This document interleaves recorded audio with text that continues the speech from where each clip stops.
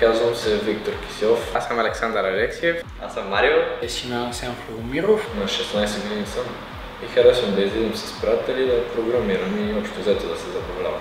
На 16 години обичам да гледам филми, да играя игри. Живея в София, която е столицата на България. Обичам да тренирам кикбокс, да занимавам се с роботика, да излизам с приятели. First Global Challenge ми дава възможностите да се социализирам, да създавам приятелства, да комуникирам, да развивам езикови умения.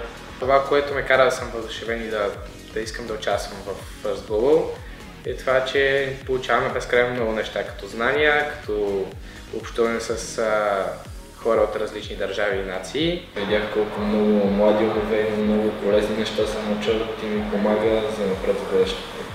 Възможностите, които ми отваря First Global Challenge, са може би да комуникирам с хора от целия свят, да създавам приятелства, да си помагаме, да се забавляваме.